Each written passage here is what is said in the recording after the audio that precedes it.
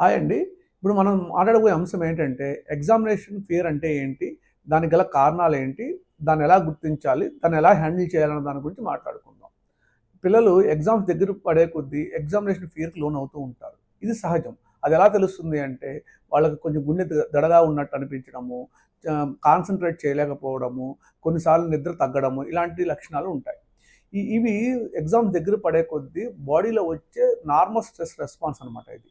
ఇదెందుకొస్తుందంటే, పిల్లలు వారి మీద వాళ్ళు ఎక్స్‌పెక్టేషన్స్ పెట్టుకోవడము, తల్లిదండ్రులు వారి మీద పెట్టుకునే ఎక్స్‌పెక్టేషన్సు, టీచర్స్ వారి మీద పెట్టుకునే ఎక్స్‌పెక్టేషన్సు, వారికి వారు పక్కన వాళ్ళతో కంపేర్ చేసుకోవడం వలనను, కొంతమంది పిల్లలు ప్రాపర్‌గా ప్లాన్ చేసుకోకుండా ఎగ్జామ్స్ టైమ్ వచ్చేసరికి సిలబస్ అంతా పేర్చుకోవడము, ఇంకొంతమంది సరిగ్గా పెర్ఫార్మ్ చేస్తానో లేదో అని పెర్ఫార్మన్స్ యాంగ్జైటీగా ఆలోచిస్తూ ఉంటారు. దీని వలన కొంతమంది పిల్లలు గతంలో ఎగ్జామ్స్ సరిగ్గా రాయనన్నప్పుడు దాని ఎఫెక్ట్ ప్రెజెంట్ ఎగ్జామ్స్ మీద కూడా పడుతుంది.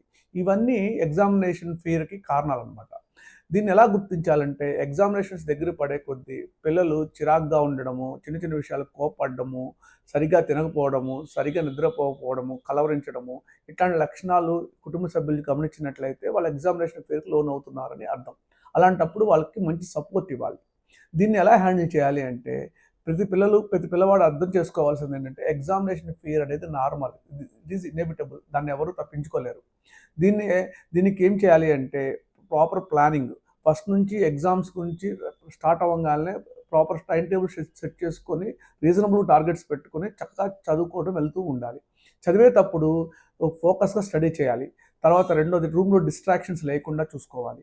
తర్వాత ప్రెజెంట్ సిట్యుయేషన్ మీద అంటే చదవడం మీదే ఫోకస్ చేయాలి. పర్ఫార్మెన్స్ గురించి థాట్స్ వచ్చినప్పుడు నాకిప్పుడు ఇది ఇంపార్టెంట్ కాదు. అట్ ప్రెజెంట్ చదివే టాస్క్ ఇంపార్టెంట్ అన్న దాని మీద ఫోకస్ చేయడము. తర్వాత హెల్తీ డైటు, మంచి నిద్ర ఉండడం వల్ల దీన్ని హ్యాండిల్ చేయొచ్చు.